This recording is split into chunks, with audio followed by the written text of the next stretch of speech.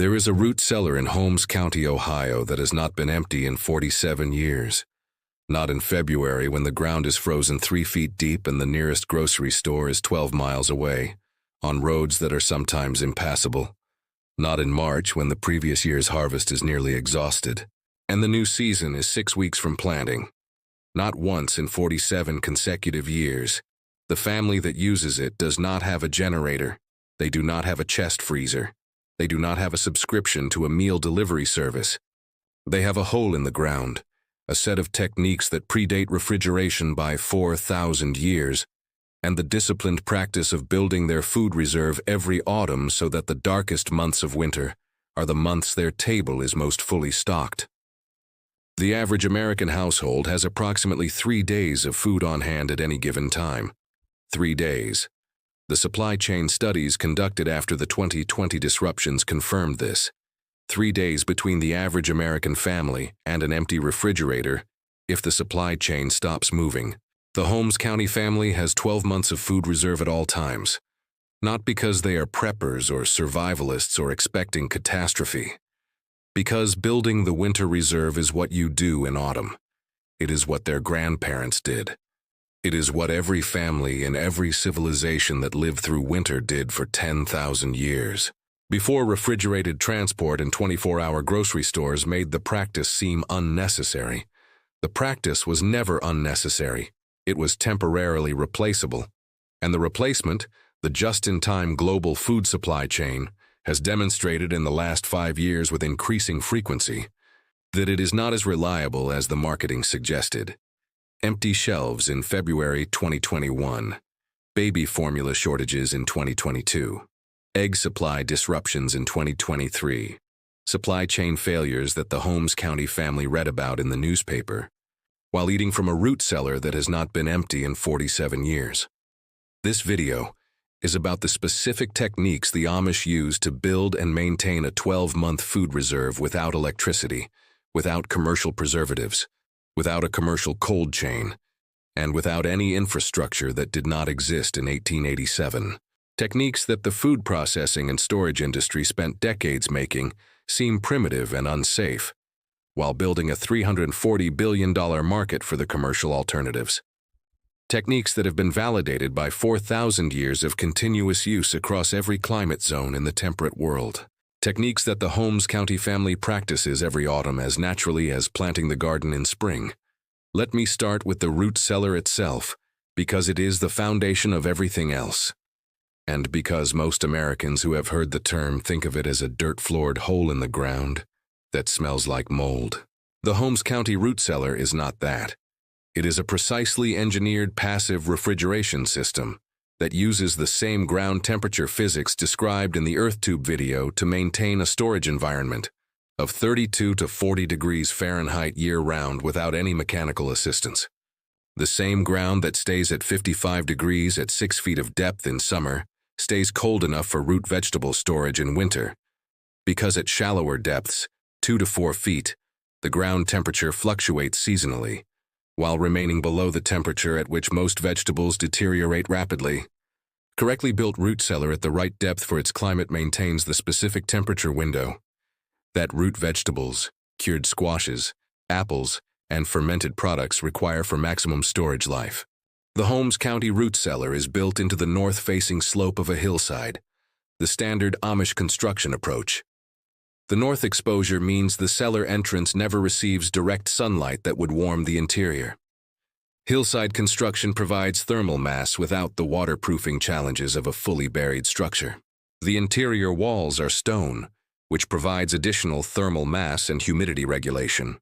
The floor is packed earth, which allows the cellar to breathe and prevents condensation problems created by concrete.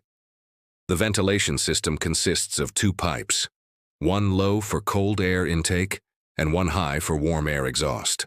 This allows temperature regulation through autumn and early winter, when outside night air is cold enough to cool the cellar. The result is a space that maintains 32 to 38 degrees Fahrenheit from November through April. This range is optimal for storing potatoes, carrots, beets, and the fermented products the family produces.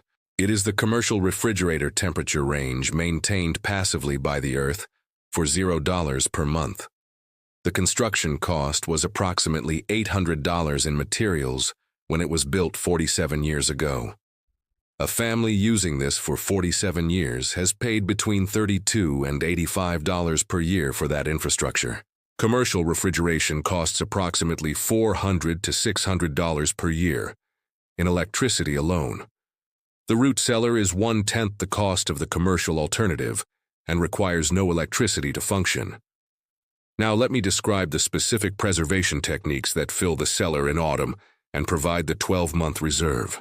Root vegetables like carrots and beets are stored in wooden crates layered with slightly damp sand. The sand maintains moisture to prevent desiccation while absorbing excess moisture that would cause rot.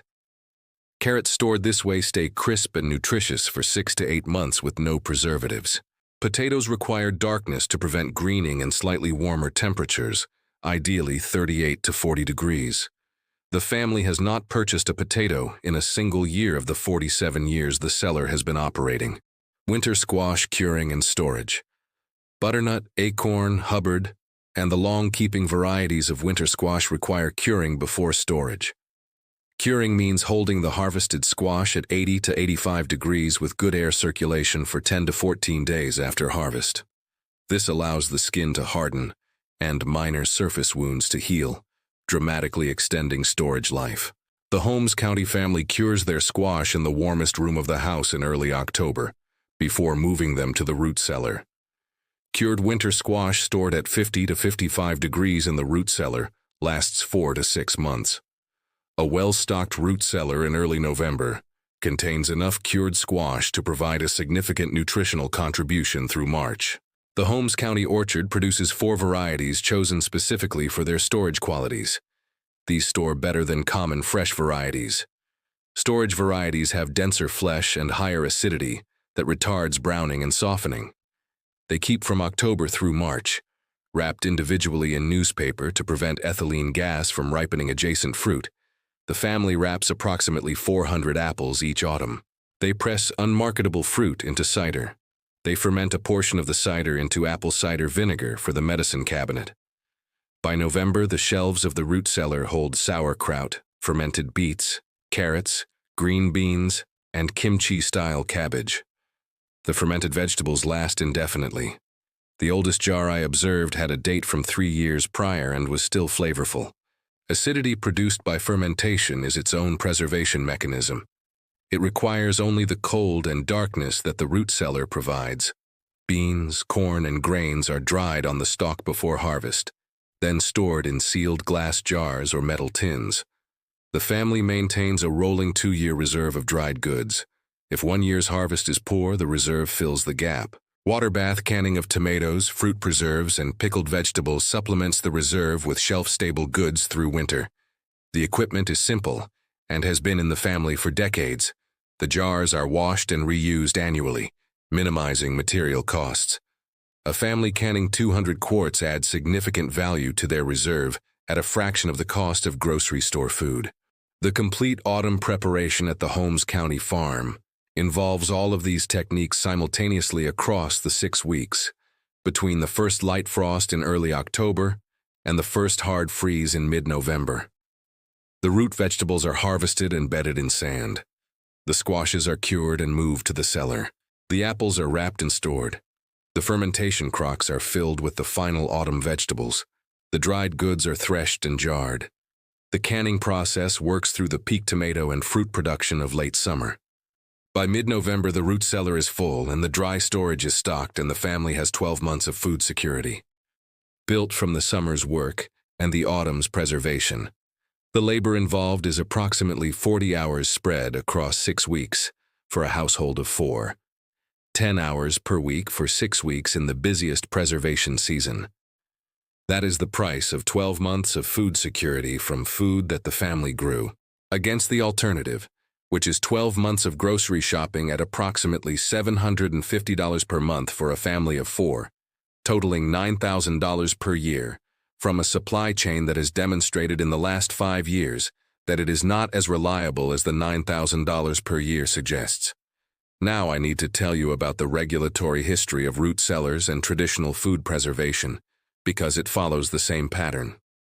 and because understanding it will tell you something specific about why a technique that has been keeping families fed for 4,000 years is not mentioned in any current USDA food safety guidance for home food storage.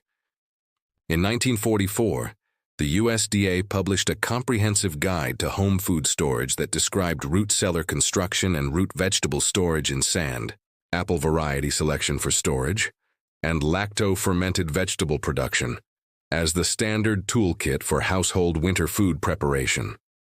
The guide was 87 pages. It was distributed to every county extension office in the country. It was standard home economics curriculum through the late 1940s. In 1953, a revised USDA food safety publication replaced the 1944 guide. The 1953 publication focused on water bath canning and pressure canning as the primary preservation methods. The root cellar, the sand storage, the lacto-fermentation were not included. The revised publication was developed in collaboration with the manufacturers of home canning equipment and the jar industry, which had become a significant lobbying presence in agricultural policy following the post-war expansion of the commercial food processing sector. The jar and canning equipment industry was not threatened by root cellars or sand storage. It was not threatened by fermentation, but the framing of a USDA food safety publication that positioned canning as the primary modern preservation method and did not acknowledge the older techniques created the impression that the older techniques were somehow less safe or less appropriate than the canning method that the industry was selling. The root cellar was not banned. The sand storage was not discredited. The lacto-fermentation was not shown to be unsafe. They simply disappeared from the official guidance that shaped what home economics teachers taught and what extension agents recommended and what the next generation learned to practice. By 1975, the comprehensive home food storage knowledge that the 1944 USDA guide described was essentially absent from mainstream practice. Not because it had failed, because the guidance stopped teaching it and the commercial alternatives made it seem unnecessary. For the generation that had not learned it, the Holmes County family never stopped practicing it. Their root cellar was built in 1977, 30 years after the USDA stopped recommending them. It was built because the grandmother remembered how from her mother, because the knowledge was in the book on the shelf, because the Amish do not learn household practice from USDA publications. They learn it at the kitchen table from the generation before. The 1953 publication revision that removed root cellars did not reach the kitchen table in Holmes County because they knew what worked. Now let me show you what is accessible to you right now on your current property, regardless of your landscape. While a hillside cellar is the optimal implementation of these principles, it is certainly not the only implementation. If you have a basement, you have the beginning of a root cellar. The north corner maintains temperatures between 35 and 50 degrees. That range is adequate for potatoes, winter squash after curing, canned goods, and fermented products. A simple thermometer will tell you what you have. If the temperature stays below 50 degrees through April, you have functional conditions. Crates and sand are the only additional infrastructure required. If you do not have a basement, a buried garbage can in a shaded north-facing location provides a functional micro-root cellar. A metal can buried to its rim, filled with vegetables in damp straw and covered with insulation, maintains optimal storage temperatures. The can costs $30. The straw costs $5. This technique is documented in extension publications going back to the 1930s. If you have no outdoor space, a cool interior closet combined with a fermentation program provides a meaningful food reserve even in an apartment. The specific constraints of your space determine which elements you implement. The principle of building a food reserve depends only on the decision to begin. The 12-month food reserve in Holmes County did not exist in a single autumn. It was built over years of practice and crop improvement. They built the capability year by year, learning what stored well in their specific conditions and which preservation techniques suited their family. You will not build a 12-month reserve in your first year. You can build a 3-month reserve in your first year, and a 6-month reserve in your second year, and 12 months in your third year. If you begin now, Plant more of what stores well and less of what must be eaten fresh. Build the first crate of sand-stored carrots before the first frost. Fill the first fermentation crock before the last of the summer cabbage is past peak. Choose your apple varieties for storage this spring.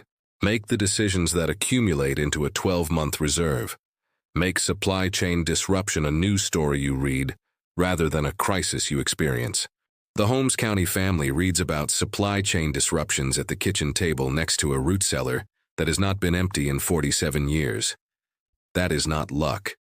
That is 47 years of planting enough, harvesting enough, preserving correctly, and maintaining the cellar. It is about building the reserve and transmitting the knowledge to the children who will maintain the cellar for the next 47 years. Drop your climate zone and your storage situation in the comments. Whether you have a basement, a north-facing slope, or indoor cool space. The next video will map the optimal root cellar strategy by climate zone, from Zone 4 Minnesota to Zone 9 Texas. You will know exactly which elements of this system are immediately accessible to you and which require modest infrastructure investment to build.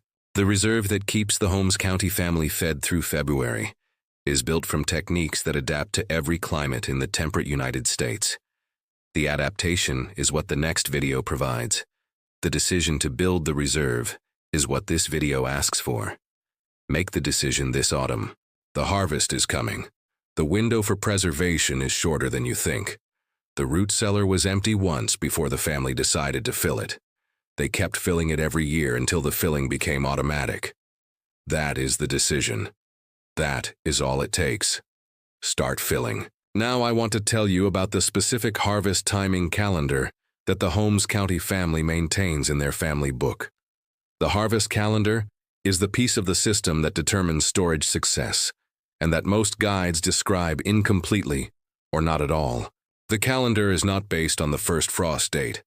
It is based on the observation of specific plant and animal signals from the microclimate. Monarchs passing through in significant numbers indicate late August. Wildflowers blooming in September signal that storage potato harvest should begin within 10 days. The first night that temperatures drop below 50 degrees consistently is the trigger for moving cured squash from the barn into the root cellar. These signals are more reliable than any calendar date because they are the product of the local ecosystem's response to local conditions. The family book records the signal and the response each year. After 3 generations, the pattern is so consistent that the timing is predictable. That predictability is worth money. Food harvested at the wrong time stores poorly regardless of how well the storage facility is designed. Food harvested at the right time, based on the signals that the land itself provides, stores optimally in a facility designed to receive it. This is the knowledge no extension service can provide. It is the knowledge that the family book accumulates and compounds in value every year. It makes the difference between a root cellar that loses 30% of its contents to decay and one that delivers everything with minimal loss. Let me give you the specific loss rates. Because the economics of winter food storage are only meaningful if you understand what losses are normal. The Holmes County family expects to lose approximately 3 to 5% of their root vegetable storage through the winter. Damaged specimens missed during harvest inspection, or occasional mold that spreads before a weekly check catches it, cause this minor loss. In a 500-pound potato storage, that is 15 to 25 pounds of loss. The remaining 480 pounds sustain the family from October through April. Compare this to a standard kitchen pantry at room temperature, where you might lose 30 to 50% to sprouting and decay within 60 days. The temperature differential is the entire difference. Constant, stable, cold temperature that the root cellar provides for free. Apple storage loss in a well-managed root cellar is only 8 to 12% over 5 months. Without it, you lose 60% within weeks. The root cellar triples their effective apple supply from the same orchard. The simple truth is, the storage is the harvest. The families that eat well through winter are not those who grew the most, but those who prevented loss through infrastructure and knowledge. To build your own, you need a northeast basement corner. Use 20 to 30 2x4 studs for framing your interior walls. Add hardware cloth for rodent exclusion, and two 4-inch PVC pipes for intake and exhaust vents to maintain air circulation. Total materials cost is around $200 to $350. It's the most actionable project for long-term food security and independence. Frame the 2 interior walls that complete the room, leaving the 2 exterior basement walls uninsulated and exposed to the cold. The exterior walls do the cooling work. The insulated interior walls prevent the cold from bleeding into the main basement space. Install the intake vent pipe through the exterior wall near floor level, with a screen on the outside to prevent pest entry. Install a damper on the inside that you can adjust to regulate temperature. Install the exhaust vent pipe through the exterior wall near ceiling level. Cold air enters at the bottom, warms slightly as it absorbs heat from stored produce, rises, and exits at the top. The convective cycle maintains fresh air circulation without any fan or mechanical assistance. Build your first shelves from untreated lumber, which breathes and does not off-gas synthetic compounds into your food storage environment. Position them to allow air circulation around all stored items. Install a hook system on the ceiling beams for hanging bags. Hang dried herbs, dried mushrooms, garlic braids, and onion bunches. Install a dedicated section of deep shelving at floor level for root vegetable crates. Your first October. Fill the shelves with what you grew this year or with produce sourced from a local farm. Before prices rise, experience how the cellar performs. Record the temperatures in your family book on a weekly basis for the first winter. Identify which corner runs coldest and store your most temperature-sensitive items there. Identify which section runs driest for onions and garlic. Identify which section runs most humid, and store your root vegetables there. The cellar will teach you its own characteristics through that first winter's observation. Record what you learn. The second winter will be better than the first, the third better than the second. By year 5, you will know your cellar well enough that you can predict its behavior before you walk down the stairs. That knowledge is worth more than the $300 you spent to build the room.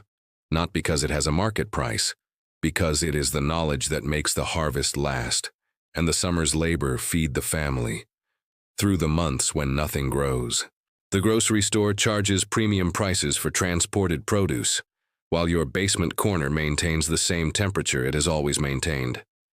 It is below the frost line, and the earth does not charge you for its thermal mass. The northeast corner is waiting. The cold is already there. The only thing missing is the partition and the vent pipes. Build it this fall. Eat from it this winter. Record what you learn in the book. That is the complete winter preparation system. From the inside, it is just a cool room in the basement and the knowledge of what goes where and why. It's what $24,000 in commercial refrigeration was designed to replace, and what $300 of lumber maintains for free indefinitely. Start the partition this weekend. The northeast corner has been waiting for you since the day the house was built.